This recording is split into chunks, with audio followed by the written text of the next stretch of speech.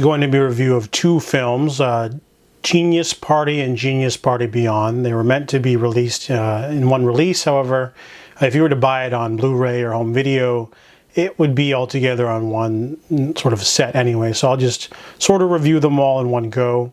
Genius Party is a 2007 anthology film of 7 short films by different talent. It's basically done by Studio 4 Degrees Celsius. And the first one is called Genius Party. It's about a bird-like creature that activates a stone and it turns alive and starts making music. It's like a quick little intro to it of sorts. And the second one's called Shanghai Dragon, high-concept Chinese animation about a young boy named Gong Long who likes to draw with chalk. However, there's bullies. However, a meteorite falls right next to his school and he picks up a large rock thing that allows him to create basically reality from imagination. And he's the only one who can activate it. However, AI robots have come to the planet to kill or take it, and he's protected by 2 cyborgs and on this wild battle, mixing imagination, chases, thrills, explosions, robots, sci-fi, time travel stuff. It's pretty cool in concept. There's a really great showcase of just sort of what a pitch, you know, they would never, I mean, if they could, they would make a whole movie or a whole series of these concepts, but whatever we get now is what we get. The next one's called Death Tick 4. It's a really weirdly animated one about a young boy who's a zombie and he lives in a zombie world where everything's dead. Live things are illegal. However, he finds a frog and he introduces it to his friends. So they go on a wild chase to deliver the frog to a vortex that goes up to the surface, probably where living things are. So they're in sort of underworld situation, I guess, where they're like all dead, I guess. They end up getting chased by the zombie police, and their little mission to deliver the frog is left up in the air. So it's a fun little one, I guess. It's a really strange animation, but it's still cool. Doorbell is the next one. It's about a man who keeps seeing duplicates of himself in the world. It turns out it's a psychological sort of one about him just seeing himself in different parts of his own life. I thought it was going to be like an afterlife story where he gets to see people react to him not being there or something, but it's less depressing than that. That one's okay. Limit Cycle is the one that will test everyone. This one's really boring. It's basically animated still, but it's just a series of images moving slowly and a man pontificating about the nature of existence. It's really long and boring and slow. Literally grinds everything to a halt, to be honest. That's one of the faults of anthologies. Sometimes you get strong ones, sometimes you get decent ones, sometimes you get ones that sort of just break the tone and pacing of the entire film. This one was definitely a slog to get through, and I didn't like it at all. And, you know, it would stop me from rewatching the whole film, to be honest. However, after the slog, you get 2 really good back-to-back bangers. They save the best for last. Happy Machine is a short done by Masaki Yuasa. I've seen all of his films. This one's a really good one about a baby that is being taken care of in a strange little nursery. However, the power is cut off and the baby escapes and starts basically wandering through a really lush, weird, little dangerous world. Very similar in sort of style and tone to Fantastic Planet. So I really dug this one. It's probably my favorite of all of the first volume. The baby ends up meeting little creatures and things and learning about things, and it's a really surprising ending. I would love to see a whole movie of this one for sure. The last one is Shinichiro Watanabe's Baby Blue.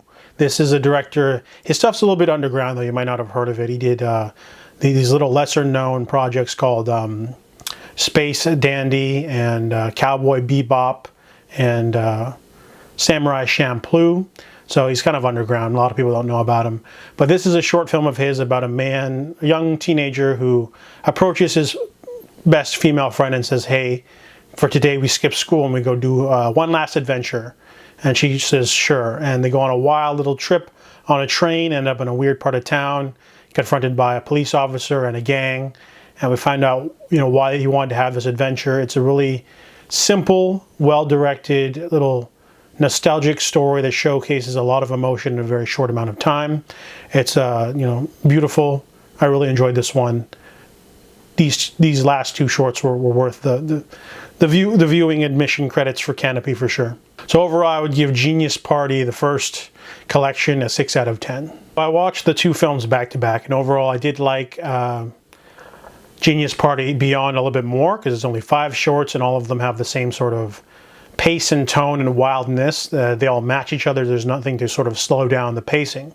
So the first one's called Gala. It's about a large meteor that lands near a village, and we get a sort of fantasy collection of Oni and Elf Girl, and they're all trying to break into this giant thing that's landed, and the elder decides to use music to sort of open up the thing, and it's a really interesting little mix of fantasy and music, and they could have easily changed this and made it a whole movie series full on season if they changed what was inside the meteor, but it's okay. It's a very well done animation for sure. I like this one. Moon Drivers is the weird one. This one's got a really scratchy sort of animation style about 4 inept criminals. They're living on the moon. The moon has been colonized full of junk, but they're looking for treasure. So the main ringleader keeps trading his girlfriend as sexual favors for a map, and then heist money, and then having to try to go to this special place, and they keep failing. And it's weird and over the top and just strange. Beautiful animation and design. Just really inventive world. It's definitely really funny too, and just strange, you know, because I could watch a whole series based off of this. It's just it's a little bit weird cognitive dissonance because the designs are like male or female, but they have male or female opposite voices. So the main ringleader is a female voice, even though it's a craggy male face, and they swap a few other things like that too. It's really weird, but enjoyable for sure. Wanwa the doggy is a standout because of its crazy animation. It's really different. It's about a little boy, and he's being going on a crazy adventure full of being chased by large Oni ogre-like creatures, and it's a very weird and wacky and stylistically the most unique out of all 5 of the short films. It's not my favorite though. It's definitely out there. I really like the inventiveness of some of the choreography and the framing and the design and the ending, but it's just okay. You know, it's a lot of people's favorite, but not mine.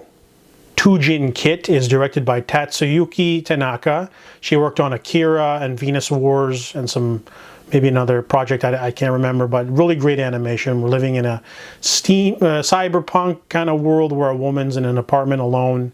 She mixes something and then she puts it into a machine that sort of goes into a stuffed animal.